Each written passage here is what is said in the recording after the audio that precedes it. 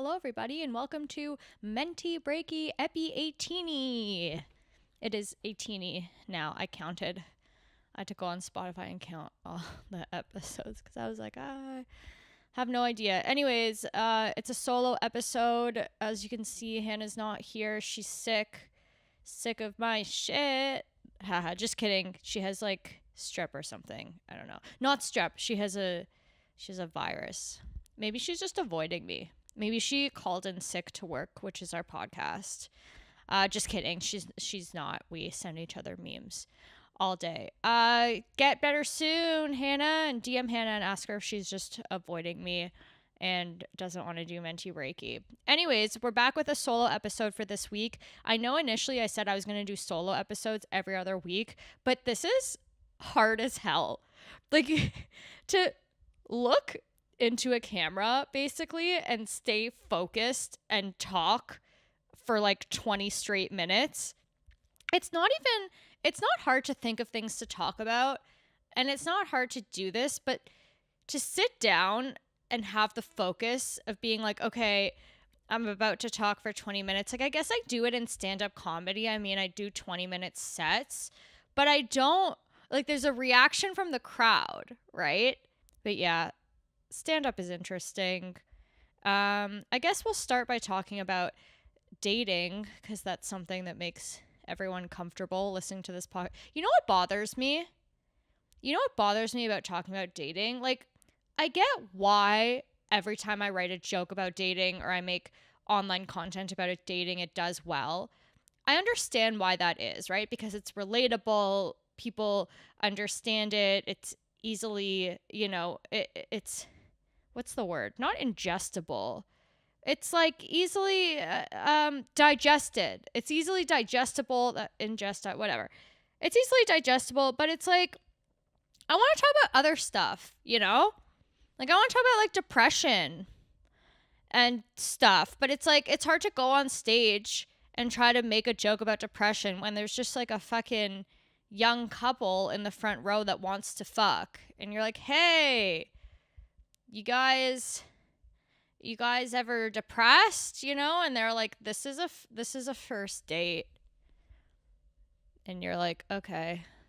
I did a show the other day and I was trying some new stuff that I was working on, and it was going okay, and then I started doing my like dating jokes and they were crushing, and it's like, that's fine, it's good that it worked, but I'm like, yeah, that's something I want to work on, is writing more and different jokes. I also may have said this entire thing on my last solo episode. I don't remember, so sorry if I freaking repeated it. This shit's hard. Another interesting thing about stand-up, another really hard thing about stand-up is like watching back your tapes. Like, everyone's like, isn't it so difficult to watch back your tape? And I'm like, it's difficult, but it's difficult because I look at myself and I'm like, what the hell am I doing? Like, I was watching a tape of myself recently and my voice got so weird. I was like, like okay, I didn't do that, but I was making all of these, my tones were so weird. And I was like, why did I do that? Like, I could tell maybe I was a bit nervous or I like got excited or something, but I'm like, that's so annoying. Like, I just wanted to go through the camera and be like, stop. Like, what are you doing? You also pick up this weird shit that you do when you're watching yourself on camera that you didn't realize that you do in real life. And just different habits come and go when you're doing stand-up. So for some reason, when I started stand-up, I would do this thing where I would touch in between my eyebrows.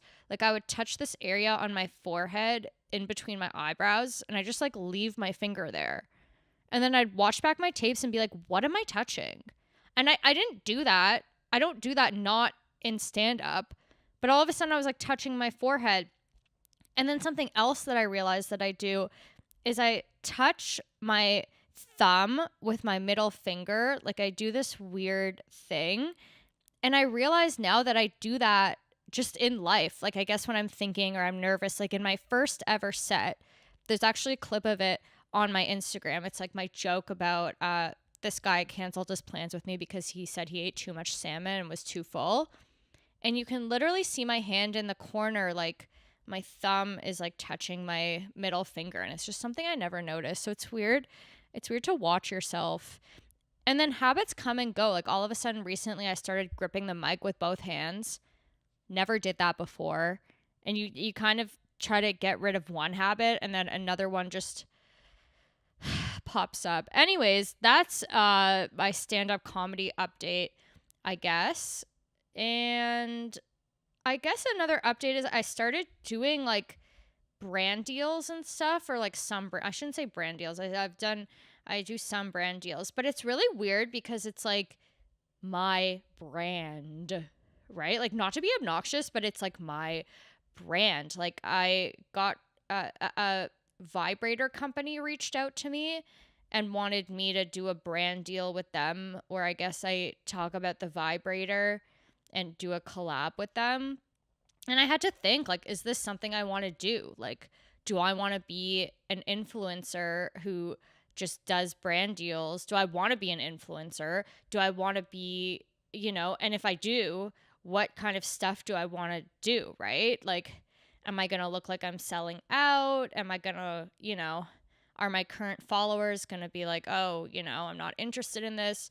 So it's all stuff to think about. I said no to the vibrator company, but I've said yes to some other stuff. And it is interesting. Like, it's an interesting kind of aspect of it. Because I think my main goal is stand-up comedy and to kind of build a fan base so that I can, sell out different venues and things like that and maybe do some acting gigs or some writing. But then, when these other things pop up, it's like, should I explore that or should I not? Because also, things that I post on my page can affect my current following. That's all on that. I guess now I'll go back to the dating. I got a little bit derailed. I love seeing guys from the dating apps on the streets because it's like, oh, we know each other. It's kind of like seeing a D-list celebrity, honestly, because we both look at each other. We both know who each other are. Then we're both analyzing how we look in person as opposed to how we look on the apps, do you look better in person, better on the apps? Is that what I thought you were going to look like? And then we keep walking because you can't talk to the person, right? I also love when people are on the apps and I watch them grow up on the apps. I'm like, wow, they update their schooling, you graduated school, or like, they haven't been on for a few months and then they come back, there's the new here. I'm like, welcome home, babe. Welcome back to the community. Something weird that's been happening to me on the dating apps is that men will match with me and then they'll write, hey, I love your social media. I follow you on Instagram or TikTok and I love your videos. And I'm like, hey, great, how are you? And then they don't respond. They ghost me. They literally just checked in to be like, hey, I like your content. And then they left. Like, bro, where do you think we are? We're not on Cameo right now. Like, if you want to say that you enjoy my art, freaking message me on Cameo. I don't have a Cameo, but I'll make one for you. Message me on TikTok. Say, hey, really like this vid. Comment, engage on the videos. We're on the dating apps right now. I'm looking for a husband. One guy, he went as far as to show me a picture of his Explore page that had me on it. And he's like, this is, you always come up. Like, you're so funny. And I'm like, cool. Like, do you want to date? Like, I'm on Bumble. This isn't like for fun. Like, do you want to date? I didn't say that, but I tried to continue a conversation because I'm on a dating app and he ghosted. How can you ghost me when I'm on your Explore page? Where are you going? I'm still there. Like, I don't. Anyways, to all those guys, DM me on Instagram. Let me know if you want me to start a Cameo and we can do a financial exchange. Like, I've been fan zoned. It's not friend zone. It's like these guys just want to be my fans. And I'm like, I just do this elsewhere. Do this somewhere else.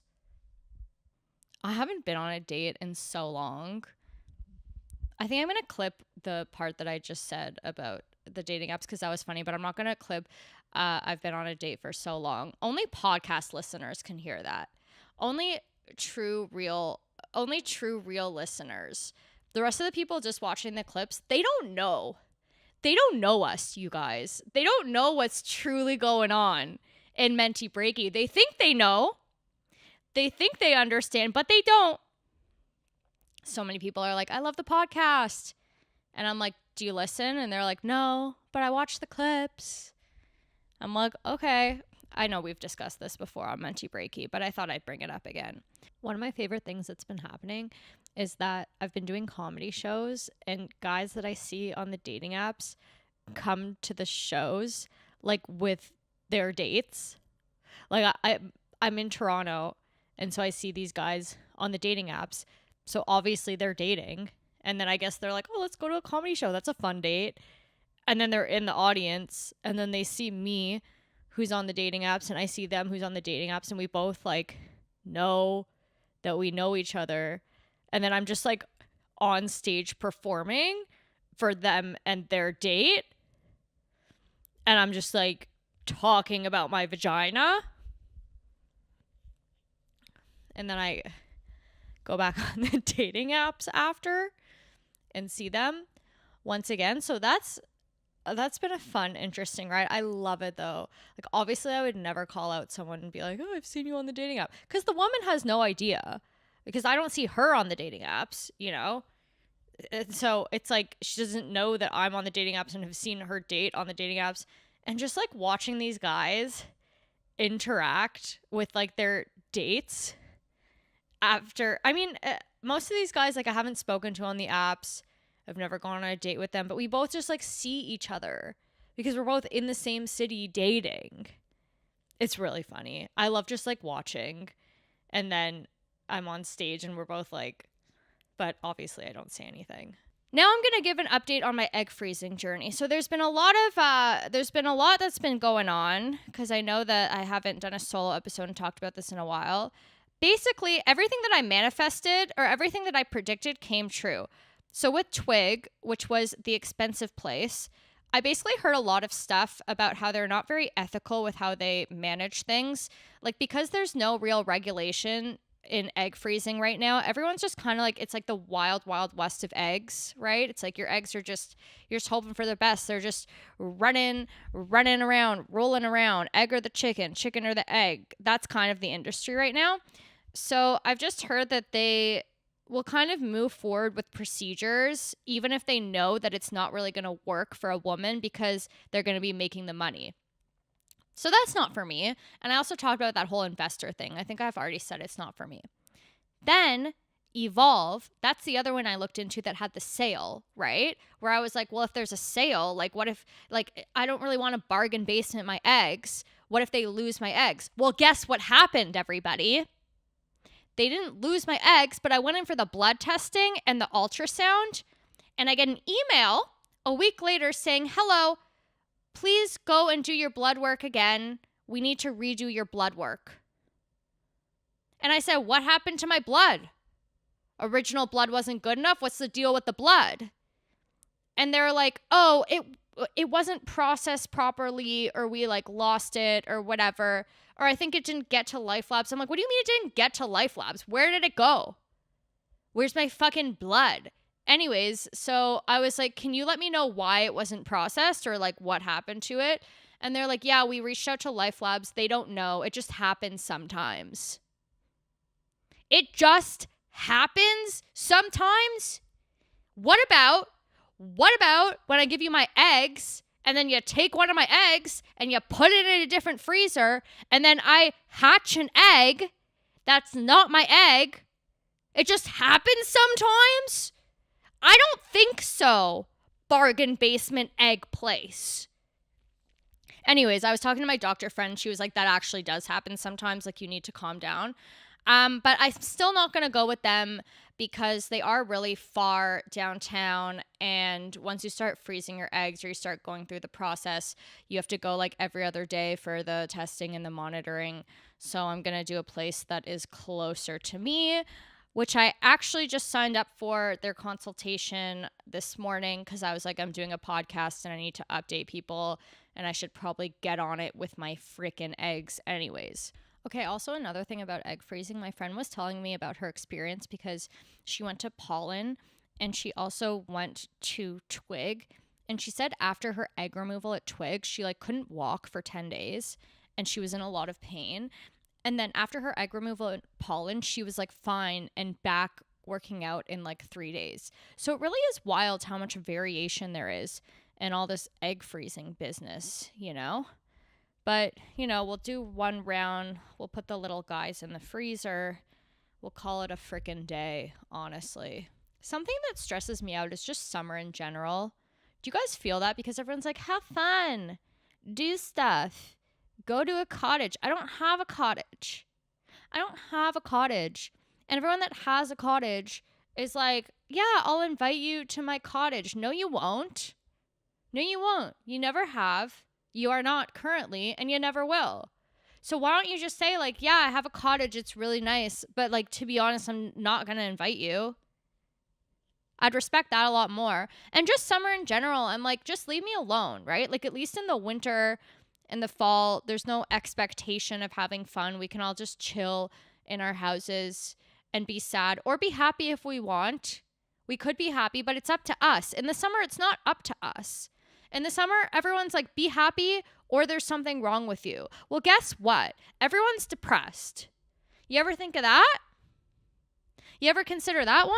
I saw this gentleman in the elevator and we were just like chatting, you know, we're like, oh, it's so hot out, whatever. And he said, have a good weekend or have fun on the weekend. And I said, you too, have a nice weekend. And he said, I'll try. I loved that response. He said, I'll try to have fun. I'll try to have a good weekend, but maybe he won't. Perhaps he won't. He'll try. He'll try to have a good, but like he could not have a good weekend, and that's okay. We're all just trying our best to have a good weekend. We could not have a good weekend. Something weird that's been happening to me on the dating apps is that men will match with me and then they'll write, hey, I love your social media. I follow you on Instagram or TikTok and I love your videos. And I'm like, hey, great, you know, how are you? And then they don't respond. They ghost me. They literally just checked in to be like, hey, I like your content. And then they left. Like, bro, where do you think we are? We're not on Cameo right now. Like, if you want to say that you enjoy my art, freaking message me on Cameo. I don't have a Cameo, but I'll make one for you. Message me on TikTok. Say, hey, really like this vid. Comment, engage on the videos. We're on the dating apps right now. I'm looking for a husband. One guy, he went as far as to show me a picture of his Explore page that had me on it. And he's like, this is, you know, you always come up. Like, you're so funny. And I'm like, cool. Like, do you want to date? Like, I'm on Bumble. This isn't like for fun. Like, do you want to date? I didn't say that, but, you know, I tried to continue a conversation because I'm on a dating app. And he ghosted. How can you ghost me when I'm on your Explore page? Where are you going? I'm still there. Like, I don't. Anyways, to all those guys, DM me on Instagram. Let me know if you want me to start a Cameo, and we can do a financial exchange. Like, I've been fan zoned. It's not friend zone. It's like these guys just want to be my fans, and I'm like, I just do this elsewhere. Do this somewhere else. Podcasting's really hard. This shit is not for the faint of heart. Like, you think it's so fun. Like, oh, I'm going to start a podcast. It's going to be so fun. I'm going to have so much to talk about. And get it every week on a weekly basis. On Wednesdays, I'm going to release my podcast at 10 a.m. Shut the fuck up. This isn't easy. This is hard. And then sometimes a week comes and you're like, what the fuck am I going to talk about? What the heck am I going to say today? Like, are you kidding me? I'm going to sit down today and for 20 to 40 minutes, I'm going to fucking talk. Literally about what? Literally about what? No, it's okay. And then everyone's like, how can you not? I could always think of something to talk about. Well, good for fucking you. Good for you. Why don't you start a podcast?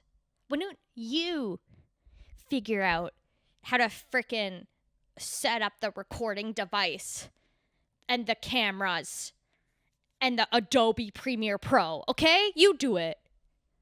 Put it on Spotify. You can think of something. It's okay.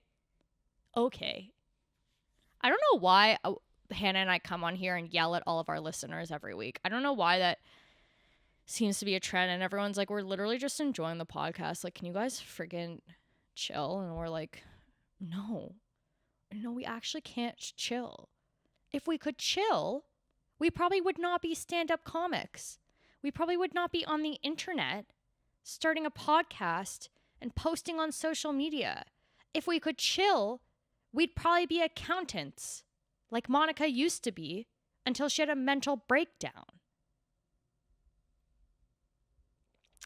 I don't know how much more of this I can do, honestly. I mean, like, I'm at 23 minutes. I know that I paused at one point to go check my outline, so I don't even know how much this is going to be edited.